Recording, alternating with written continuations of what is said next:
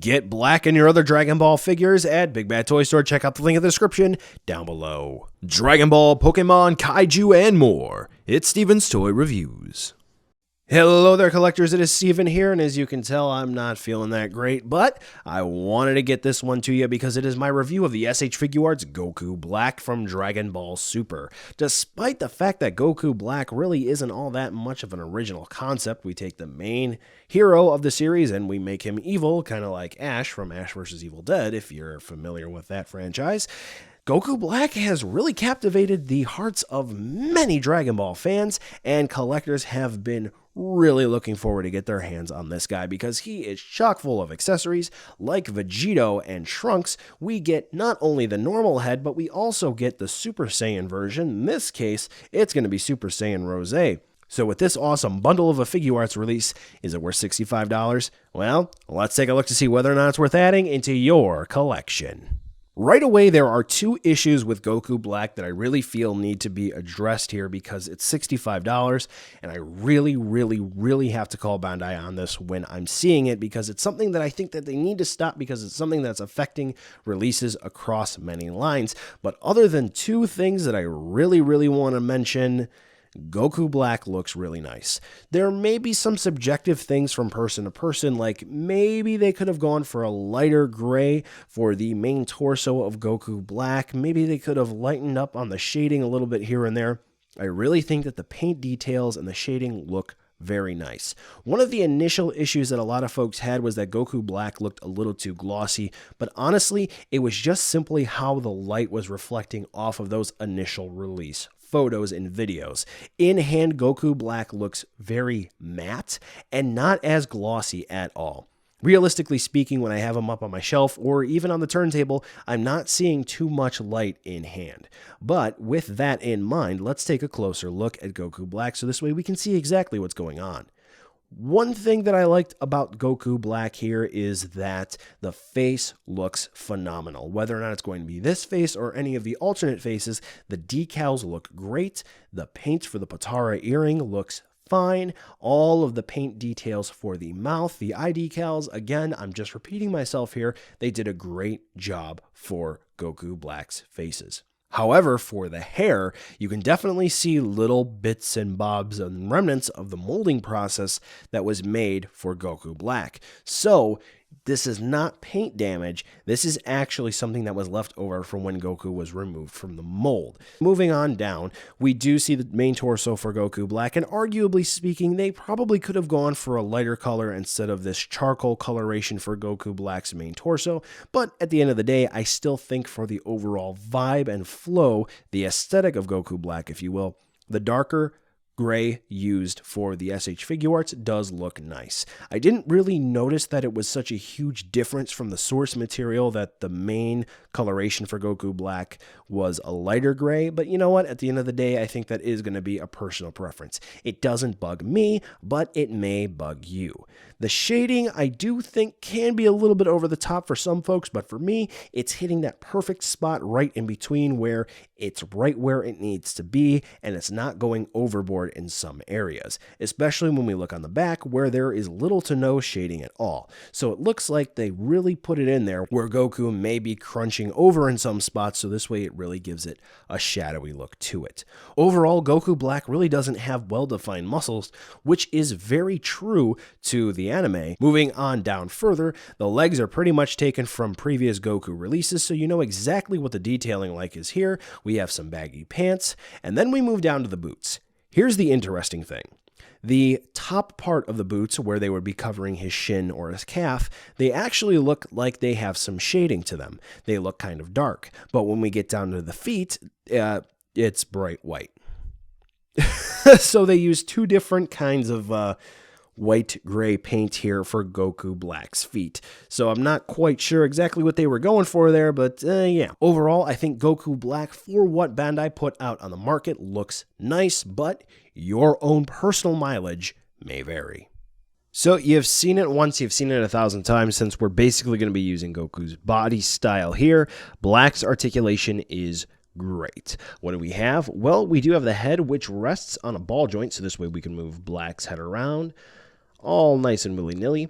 And then that joint is on a hinge, so we can move it forward and back just like so. And then that's on a swivel as well. So we can basically get Black to look in pretty much any direction and spin his head around just like that if you would need to for some reason. So we're looking at about that far down and about that far up. Unfortunately, the hair does block the articulation just a little bit with the clothing, but that is okay because with the addition of that ab crunch, we can get Goku Black to look up about that far. So it's going to be easy enough to get him to look up in dynamic poses. Now, for the arm articulation, we do have the floating pieces here, again, which sit in the shoulder sculpts on ball joints, so this way they move around. They don't really get in the way of the articulation too much, especially since we do have the butterfly hinges, and once you move these parts out of the way, bada boom, buff Goku Black there. Pretty nice. We do have the standard ball joint attachment where the shoulders plug in, and they are on hinges as well. So this way you can raise and lower Black's arms like so, spin them around as much as you would please, alongside a bicep swivel. Double hinged elbows as usual, and then we do have the ball jointed wrists where the hand plugs in, and the wrists themselves are swivel hinge, so you can see they spin that way and they hinge in one specific direction. Okay, so when they're moving this way, you can't get them to move in the other direction, so that's cool. So Goku Black's arm articulation is great. Lots of neat posing, and as you'll see in a little bit, specifically the 360 spin with the effect parts, Kamehameha pose is definitely possible. I already showed you the ab crunch there, but we do also have a waist joint, which is also going to be a ball joint, so we're really going to be able to get Goku Black to move around there. Very nice movement.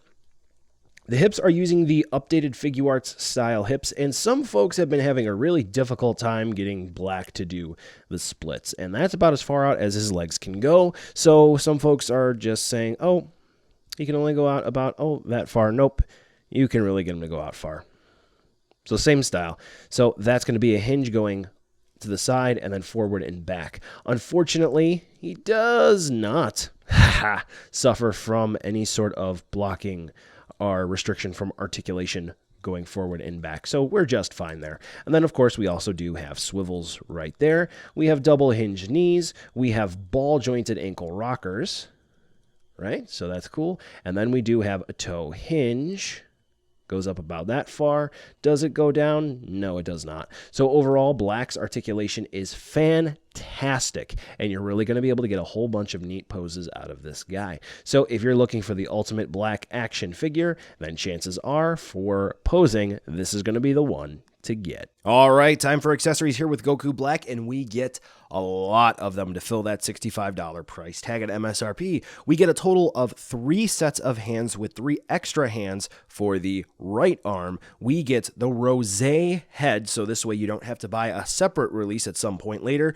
We get a Black Kamehameha, and we get the Violent Fierce God Slicer, which I'm just going to affectionately call the God Slicer. Also of note, we get an extra face for the normal head and one for the Super Saiyan Rosé head. So without any further ado, let's hop into the accessories. For the hands that come with Goku Black, the 3 sets are the fists, the splayed Kamehameha hands, and then we get the Karate Goku Bugman hands here, so this way you can pose him into a nice fighting pose if you would like. Then for the extra hands for the right hand, we get the infamous Smell My Finger hand that Goku Black has. We get one right chopping hand, so this way you can use that with the God Slicer, which you're going to be seeing in a little bit, and then we get one hand to use the instant transmission, which is also seen with other Goku figures, but we get this here as well. To swap out the hands, it's really easy, but do take note on mine, the joints are really tight. So you're going to want to grip the hands close to the base of them and pop them off at the wrist, then pop the new hands on. Yeah, it's not that difficult in concept, but just be careful so you don't break anything. Now we do have the extra faces that come with Goku Black, and we're going to go ahead and we're going to take a look at all 3, including the ones for the Rosé head. So for the normal head, we do get one face where Goku Black is looking off to the side. I wish Bandai would stop with this meme of having a face where the character is looking off to one side, especially if it's the only alternate faceplate that we get, because it ruins Super Saiyan 3 Goku for no neutral face, but that's besides the point.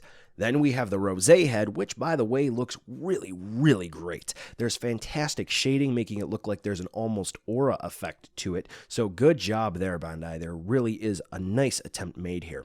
But anyway, the faces are pretty straightforward. We get one neutral expression face, which is in contrast to the normal head's neutral face, which is kind of smirking. Here, it's just kind of a stern look. And then the alternate faceplate that we get with the rosé head is a very fierce, angry faceplate. Quality control for both of these faceplates ranges from okay to it could be a little bit better. There are a couple of scuffs here and there, but overall, generally speaking, when you're looking at it, the decals are applied nicely and the paint is good. It just looks like there are a couple of extra marks here and there. Now, to swap out the faceplates for either or head, all you have to do is pop off that front hair part, then pop the faceplate off, line up the holes for the new faceplate into the head, then put the front hair piece back on.